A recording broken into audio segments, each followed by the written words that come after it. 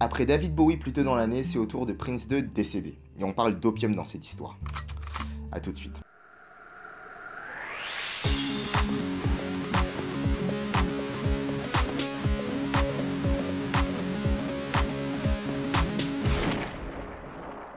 Salut à tous, alors Prince Rogers Nelson, plus connu par son prénom Prince, est mort le matin du 21 avril 2016, chez lui à Paisley Park, au Minnesota, à l'âge de 57 ans. Le Minnesota est un état au nord des States, au milieu, et qui a une frontière avec le Canada. Et où il fait pas très chaud, la température annuelle moyenne est de seulement 8,8 degrés. Bref, Prince y est aussi né et débute sa carrière à 20 ans. Depuis, il a sorti une quarantaine d'albums dans le style R&B, pop, rock, funk, et a écoulé entre 60 et 80 millions de disques. Son plus gros succès restera Purple Rain, sorti en 84, film qui raconte sa vie, et qui rapportera 71 millions de dollars. Il y joue, mais il chante aussi, et en plus de vendre 20 millions de disques de la bande-son, il recevra un Oscar pour la musique du film. Mais avant Purple Rain, il avait déjà cartonné 4 ans plus tôt avec Dirty Mind.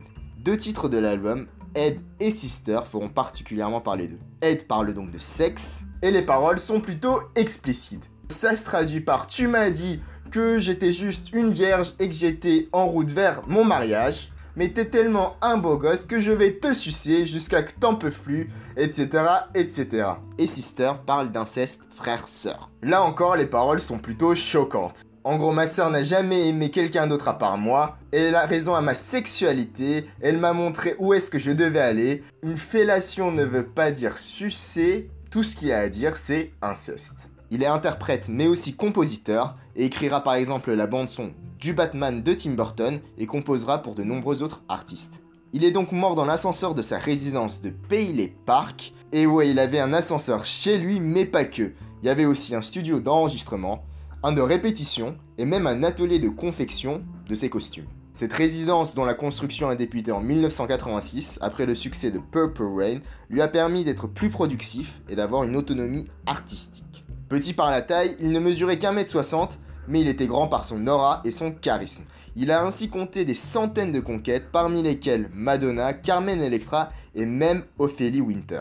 Il avait aussi des mauvais penchants et il est rentré dans la secte des témoins de Jéhovah en 2001, secte qui l'a empêché d'avoir recours à la chirurgie pour se soigner, car n'acceptant pas la transfusion sanguine. Le site média People TMZ contredit le rapport de son entourage sur le fait qu'il était grippé et que l'atterrissage d'urgence une semaine plus tôt n'avait pas pour but des médicaments contre la grippe, mais plutôt selon les sources de TMZ qu'il aurait reçu une injection de naloxone, médicament prescrit contre les effets de sevrage aux opiacés. Il a donc été retrouvé inconscient et a été déclaré mort à 10h07 du matin hors local.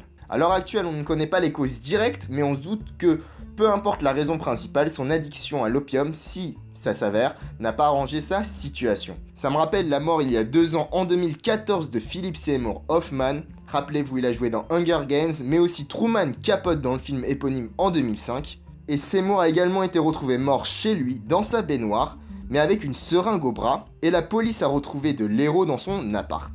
Je vous le redis donc, faites attention avec les drogues, je fais des épisodes vous expliquant leurs origines et effets dessus.